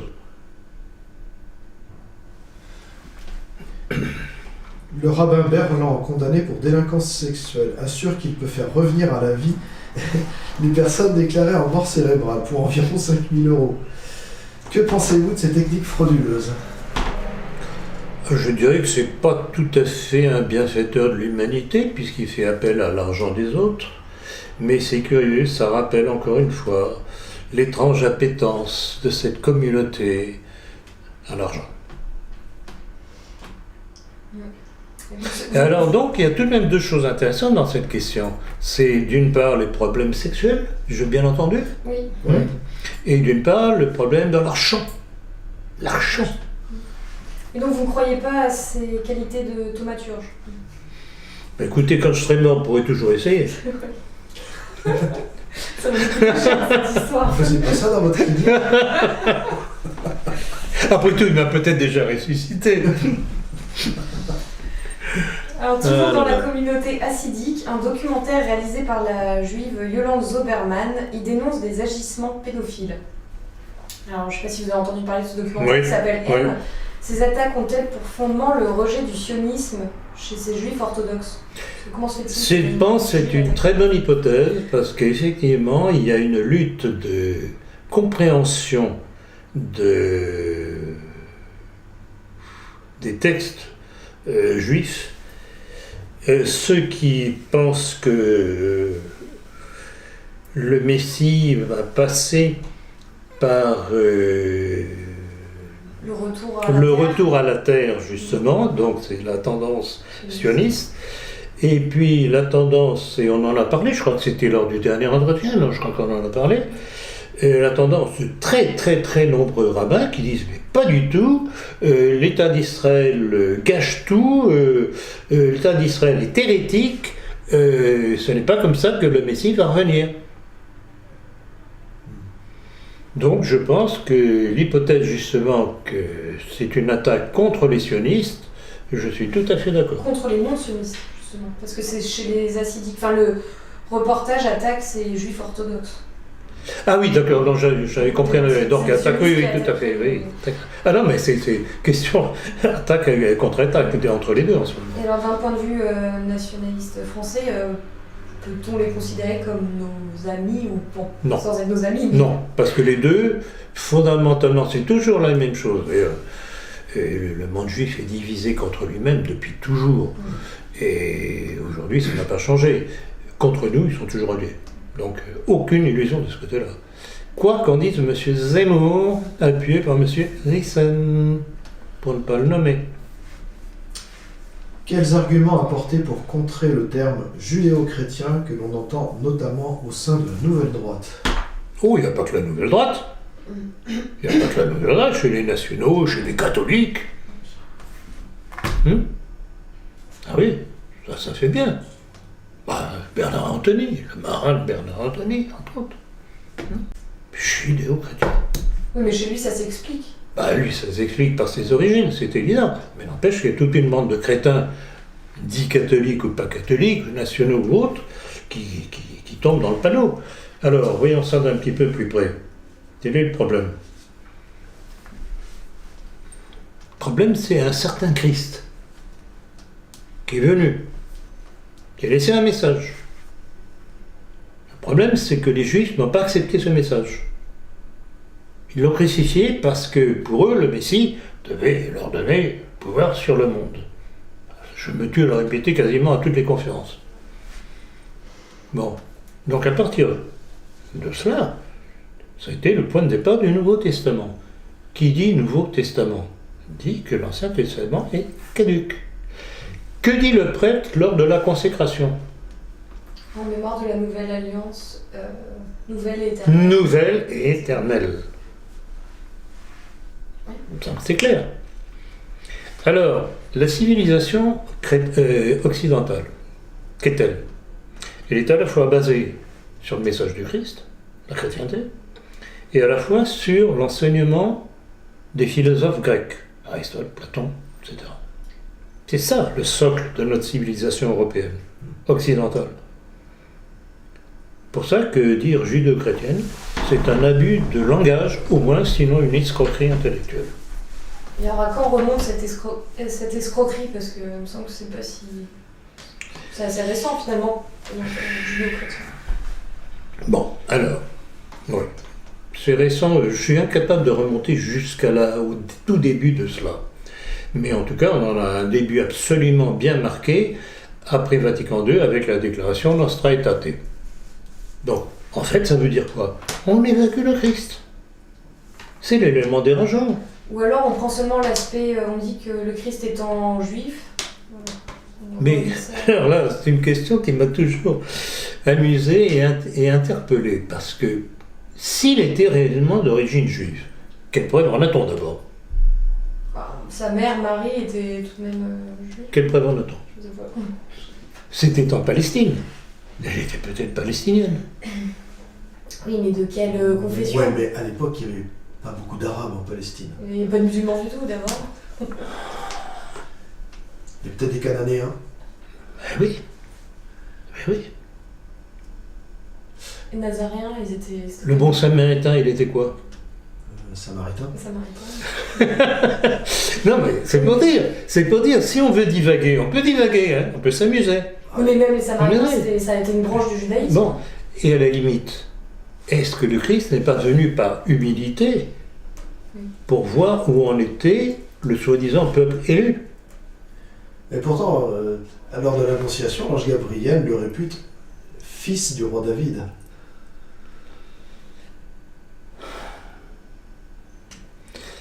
Tout ça, alors, tout ce qui est biblique, tout ce qui est dans les récits des évangiles aussi, tout ça répond à une certaine littérature orientale. Ce qui nous est pas toujours facile à comprendre. Mais c'est une question qui restera une question jusqu'à la fin des temps.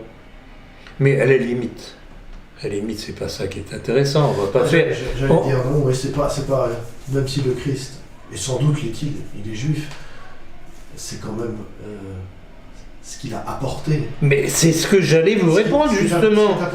On s'en contrefiche, qu'il soit juif, palestinien, ou quoi, sabbatéen, ou peu importe. Ce qui compte, c'est son message. Il y a ceux qui l'acceptent, ceux qui ne l'acceptent pas. Et justement, c'est pour ça que le monde juif ne l'a pas accepté. C'est que le nouveau peuple élu, à partir du Christ, devient tous ceux qui acceptent le message du Christ. Ce qui bannit définitivement ceux qui n'acceptent pas, dont les juifs. Vous pouvez dire que les juifs n'acceptant pas le Christ, désormais ils essayent de faire accepter le judaïsme par les chrétiens. Mais voilà, c'est une espèce de défense en leur défense. Ils judaïsent les chrétiens. Bien. Que dire du refus du pape aux fidèles d'embrasser sa bague? Je ne suis pas psychiatre, mais franchement, ce malheureux Français, je devrais dire plutôt un malheureux catholique d'aujourd'hui, d'avoir un pape comme lui. C'est absolu, j'ai vu la séquence. Je ne sais pas si vous l'avez vu, Eric, c'est hallucinant. C'est gênant. On dirait un gamin qui s'amuse. C'est hallucinant. Tu l'as vu? Non, touche pas à ma bille, C'est hallucinant. Mais, alors, certains ont voulu interpréter ça comme quoi ils ne voulaient pas qu'il soit déifié au travers du baisage de sa bague. Mais si c'est ça, Mais il n'a pas compris que c'était Dieu, qu'à travers le baisement de sa bague, le pèlerin, le croyant, voulait honorer. C'est de l'orgueil, et il l'a encore. Parce que quand il sera mort, on continuera à faire ça sur le suivant. Bien sûr. Là encore, c'est de l'orgueil, parce qu'à travers cette fausse humilité, c'est son orgueil qui apparaît. Exactement. Surtout que c'est dû à sa fonction, pas à sa petite personne. Mais oui, qui disparaîtra, qui parlera encore dans ne serait-ce que 50 ans de François, ou alors pour dénoncer toutes ces hérésies. Mais non, il est hallucinant, vraiment. Il n'en rate pas une, vraiment, il n'en rate pas une. Il a l'air un peu de s'amuser quand il fait ça. Hop. Oui, non, Il mais présente, je sais pas. Non, le pire, c'est que je crois qu'il ne s'amuse pas du tout. Non, c'est inhérent à sa personnalité. Il doit y avoir un fondement intellectuel, je pense, derrière. Certainement. Certainement. Brexit, où en est la sortie du Royaume-Uni? Je ne sais pas. Je ne sais pas. Bon, j'ai toujours la même hypothèse que j'ai déjà sortie, c'est que j'ai l'impression que nos amis, entre guillemets, hein, bien sûr, britanniques, font la pute Ah bon? vis-à-vis de l'Europe. Bah, ils essayent de faire monter les enchères. Je vais partir. Non, partez pas. Ah si, je vais partir. Bon, alors on discute. Ah ben non, ça commence à durer un peu de temps. Ah non, je vais partir. Qu'est-ce que tu me donnes? Marchand de tapis, hein. L'Orient, c'est pas nécessairement au Moyen-Orient ou au nord de l'Afrique, hein. Ça pourrait bien être sur les bords de la Tamise. D'accord, donc Albion racole. Albion racole. Ah non, mais ça serait semblable. Écoutez, on verra ce que...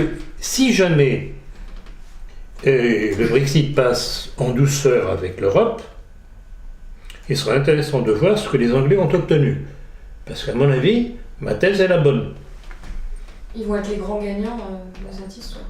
Mais de toute façon, vous savez très bien que l'Angleterre étant au sein de la communauté européenne, elle bénéficie de choses dont les autres pays européens ne bénéficient pas. Ils ont déjà fait leur pute. À commencer par le livre qu'ils ont eu le droit de conserver. Ben, bien entendu.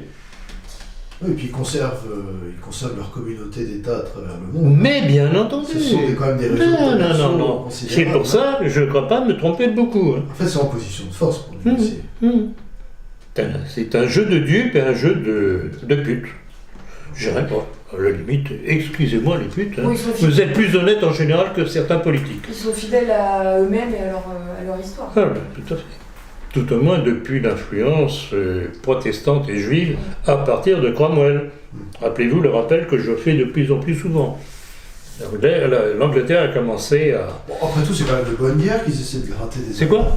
C'est de bonne guerre qu'ils essaient de gratter des trucs à droite à gauche. Je dirais que c'est de bonne guerre, oui, mais enfin, il ne faudrait pas en être dupe.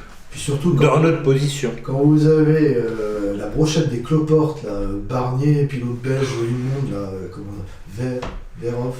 Oui, je sais plus trop quoi. non, Verhofstadt. Et puis l'autre espèce d'éponge alcoolisée, Juncker. Tiens, à propos, oui, Juncker, l'alcoolique. Moi, j'en profiterais, hein. Je peux vous dire, si j'avais 100 face de moi, je me les payerais.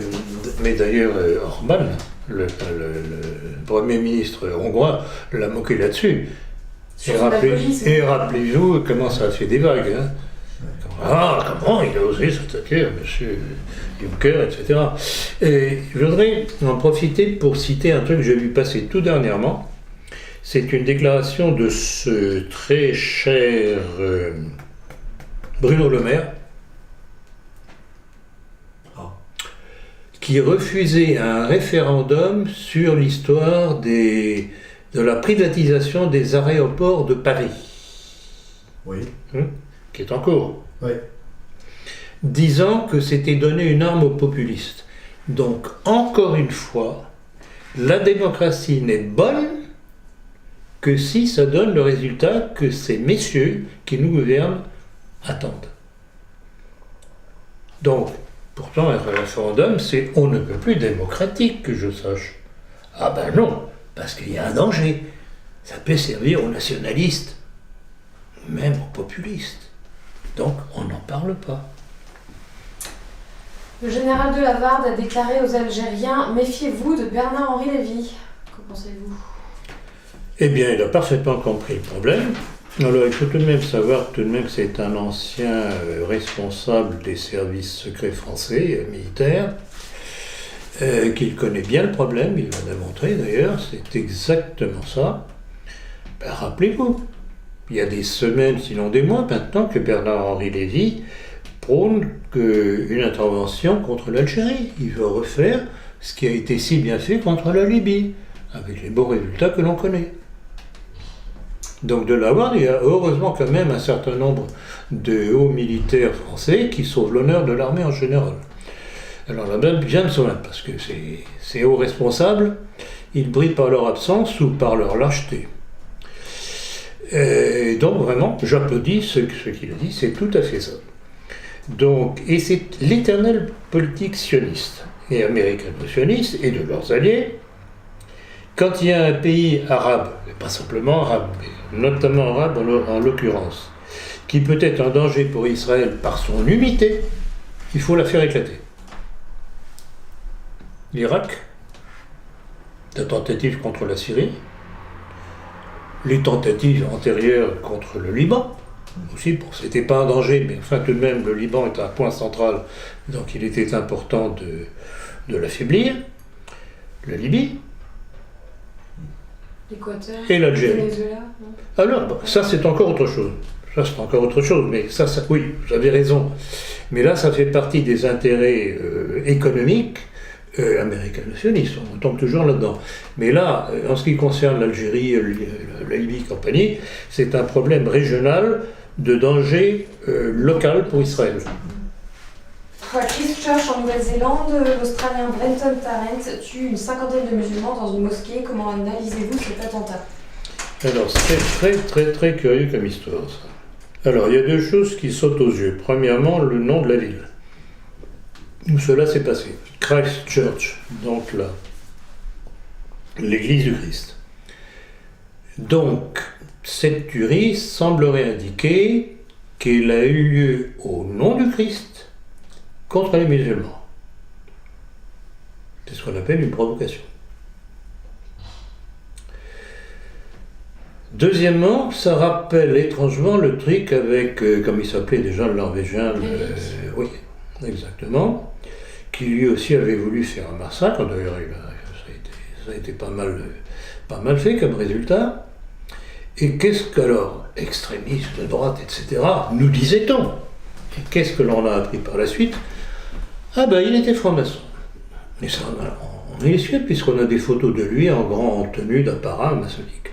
Bon. Donc il y a de quoi tout de même se poser quelques questions sur cet attentat de Christchurch. Enfin, celui qui était en tenue et maçon et en tenue maçonnique, c'était Breivik. Oui, c'était Breivik.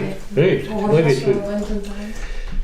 Mais vous allez voir tout de même les connotations qu'il peut y avoir avec cette histoire de Christchurch.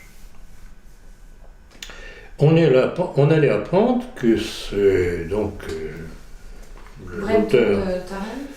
l'auteur de la tuerie de Christchurch avait été, il y a, je ne sais plus, pas longtemps, en Israël. Ah bon, qu'est-ce qu'il était allé faire là-bas ? Curieux. Et puis, on allait apprendre que tout à fait fortuitement, il y avait eu, à la suite d'un accident de chantier, une camionnette, vous savez, ce genre de camionnette dans lequel, bourré d'appareils, d'écoute, dans lequel se trouvaient 4 Israéliens qui espionnaient. Ils espionnaient quoi ? Ils faisaient quoi ? L'un d'entre eux est mort, et les 3 autres sont empressés de déguerpir et de rentrer en Israël. Alors ça, plus ça, plus ça, plus ça, que veut dire cet attentat de Christchurch ? Eh bien, je le cite d'ailleurs dans le prochain numéro de la politique, qui commence déjà à se bâtir. Il y a un... Je ne sais pas si j'ai déjà là les notes à ce sujet-là. Tant qu'à faire, autant donner les sources directement. Il avait voyagé en Turquie aussi, je crois. Anton Tarrant.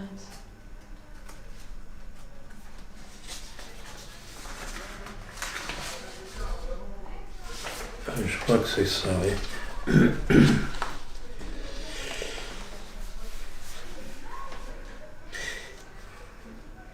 Oui, donc, je reprends ce que j'ai déjà dit en partie. Il a séjourné en Israël pendant 9 jours en 2016. C'est pas très vieux. 9 jours, tout de même, il y a quoi faire. Et donc, ce séjour me rappelle étrangement ce qui s'est passé avec Mohamed Merah, qui lui aussi était allé en Israël peu de temps avant. Or, Mohamed Merah, et c'est encore plus curieux, rappelez-vous ce que l'on avait dit à l'époque, et notamment dans la politique, Mohamed Merah, qui était tout de même un agent de la DCRI, de Squarcini, nommé par Sarkozy. C'est tout de même curieux. Donc les attentats c'était Montauban et Toulouse, je crois, tout de même à voir avec un éclairage un peu différent de ce qu'on nous a dit. Et alors, il faut savoir aussi que tout dernièrement, la chaîne Memri, l'Observatoire du Moyen-Orient, du 18 mars, reproduisait les déclarations du sociologue qatari, Abdul Aziz Al-Ansari, qui soutenait que les Juifs étaient à l'origine du massacre de musulmans en Nouvelle-Zélande, leur objectif étant de créer la discorde entre musulmans et chrétiens. D'où l'éternelle question, à qui profite le crime? Donc voilà. Voilà, plus ce que j'ai dit tout à l'heure pour répondre en partie à la question de mémoire. Donc nos amis musulmans semblent avoir mieux compris, enfin nos amis entre guillemets. Vous l'avez dit, bien, vous l'avez dit. Certains musulmans sont beaucoup plus perspicaces qu'un certain nombre de chrétiens vis-à-vis des manipulations qui nous poussent dans les bras d'Israël. Est-ce que c'est ce qu'on appelle Gog et Magog? Non, c'est pas ça qu'ils appellent pousser l'Occident contre l'Orient?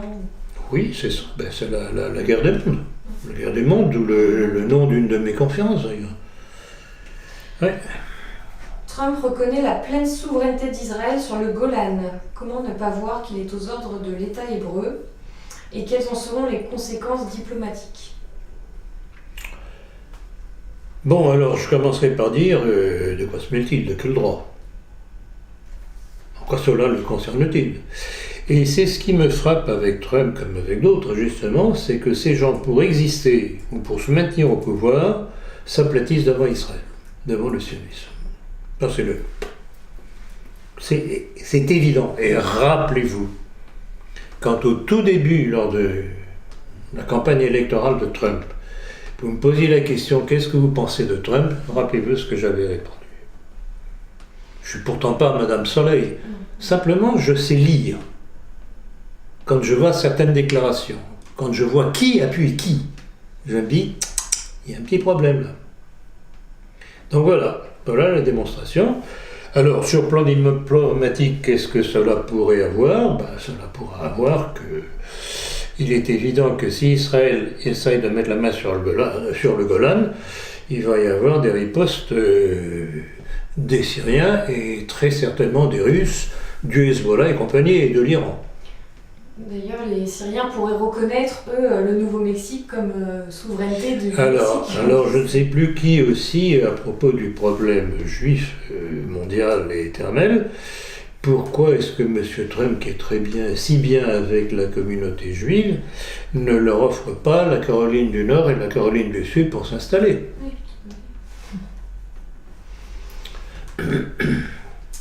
Alors, selon Russia Today, du 2 avril dernier, l'État hébreu et l'ONU ont organisé un accord prévoyant le transfert de plus de 16 000 migrants africains vers des pays occidentaux, dont l'Allemagne. Quelle en est la cause? Alors, la cause est déjà, date tout de même de quelques mois au moins, c'est qu'Israël voulait les expulser comme ça, dehors. Alors ça fait un scandale dans les milieux pro-immigrationnistes, qui ont tout de même estimé que même si c'était Israël qui faisait ça, c'était pas bien. Donc les Israéliens petits malins sont allés demander l'aide de l'ONU pour trouver un accommodement. Et le commandement va se faire sur notre dos, c'est-à-dire qu'au lieu que ces immigrés, ce sont des Noirs d'ailleurs je crois, je ne sais pas de quelle origine. Des Africains, Des Africains, je suppose. Eh bien on va les envoyer chez nous, encore un peu plus. Oui, il y a encore beaucoup de place. Voilà. Un expert de l'ONU accuse Israël de priver les Palestiniens d'eau potable. Votre analyse? C'est pas nouveau. C'est pas nouveau. Périodiquement, c'est toujours la tactique hypocrite d'Israël, c'est priver les Palestiniens de tous les moyens de subsistance possibles et imaginables, d'électricité, d'alimentation, d'eau, leur coupant leurs arbres, etc., ou les dévitalisant en balançant par voie aérienne des substances dévitalisantes, pousser les Palestiniens dehors, pour prendre leur terre. Et tout cela avec l'assentiment silencieux et complice de l'Occident, de la morale internationale. Justement, à travers ces deux questions, la morale internationale, donc l'ONU, on peut se demander comment se fait-il, dans un premier temps, elle accuse Israël de priver les Palestiniens, mais d'un autre côté, elle semble marcher en accord avec eux pour nous envoyer des migrants. Est-ce que je veux dire, quel jeu joue l'ONU à travers... Ben, c'est un petit peu le jeu selon on dirait les jours, ou selon les sujets. Parce qu'il y a certains moments où l'ONU joue tout à fait contre Israël en faveur des Palestiniens, et d'autres où c'est vraiment très bizarre. Et puis ça dépend aussi de la pression mise par les États-Unis. Et ultime question concerne Bolsonaro qui s'est affiché au mur des lamentations en compagnie de Netanyahou. Un aveu de soumission qui vous donne raison également sur le personnage. Je dirais pas bêtement, je l'avais bien dit, mais c'est évident que Bolsonaro, c'est le Trump brésilien. Tout simplement, et il est arrivé, alors il faut voir aussi quel est le personnage, rappelez-vous ce que j'en ai déjà dit. Il est franc-maçon, proche du Mossad. Oui, donc voilà. Donc, vous savez, quand on prend tout de même le temps de lire, de s'informer, on n'est pas dupe. Il suffit de lire. Il suffit de savoir lire, de voir et de savoir interpréter. La politique, c'est comme un puzzle. Vous voyez une nouvelle qui arrive, qu'est-ce que ça veut dire ça? Vous avez une pièce qui est là, puis il y a une autre information qui arrive, tiens, c'est une autre pièce, puis une autre, et puis une autre, puis une autre. Vous essayez de les assembler, puis à un moment donné, si vous savez... c'est un puzzle à faire. C'est un puzzle, si vous arrivez à assembler les pièces, ben vous avez l'explication de ces informations qui apparemment pourraient être incompréhensibles, séparées les unes des autres. C'est passionnant, ça me passionne. C'est-à-dire qu'on est, à notre époque, tout de même noyé dans un flux d'informations qui fait qu'on exactement. a du mal à... Alors, il y a les informations importantes qu'il faut cerner, et puis il y a les autres qui n'ont pas franchement d'importance, ou qui sont faites simplement pour détourner l'attention de l'information principale. Qui vont noyer le poisson. Très bien. Diane, vous avez tout compris comme d'habitude. Bon, voilà. Non, mais vraiment, je suis vraiment très fier de vous avoir tous, parce que, bon, par moi-même, je peux déjà faire évidemment pas mal de choses, mais si j'avais pas votre aide, votre soutien, votre collaboration à tous et à toutes, je n'irais pas aussi loin que j'arrive aujourd'hui, comme le faisait remarquer Eric, justement, avec les dizaines de milliers de personnes, et à chaque fois, ça augmente. C'est ce qui rend furieux les autres de nos milieux. C'est une équipe et un travail qui progresse. Ah oui, ça c'est le moins qu'on puisse dire. Eh bien, merci Monsieur Ploncard-Lassac. Merci à vous Diane, merci à Eric qui n'est plus là, et puis merci à tous ceux, merci à Delphine dont j'ai parlé tout à l'heure, qui fait du très bon travail. Voilà, eh bien, Au mois prochain. Au mois prochain.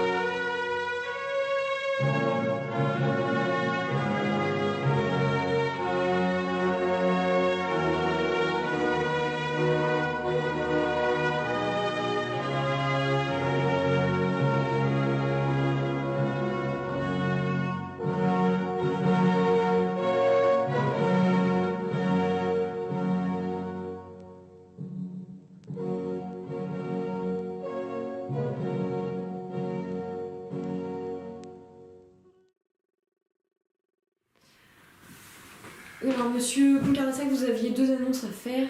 Oui, j'ai 2 annonces à faire.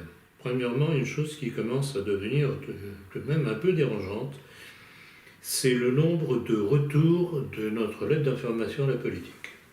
Alors, il y a deux aspects à cela, soit le retour pur et simple avec des mentions n'habite pas à l'adresse indiquée, alors qu'on sait parfaitement que les gens sont bien à cette adresse-là, et que d'ailleurs, un mois ils reçoivent, et l'autre mois ils ne reçoivent pas. Donc là, on peut dire que c'est la désorganisation de la Poste qui va avec la situation générale en France. Le problème, c'est que ça augmente, ça augmente, ça augmente. Donc ce que je voudrais faire savoir aujourd'hui, c'est que ceux auxquels cela arrive, qu'ils daignent aller à leur poste protester contre la perte de courrier. On ne va pas s'amuser à renvoyer des numéros de la politique qui ne sont pas arrivés.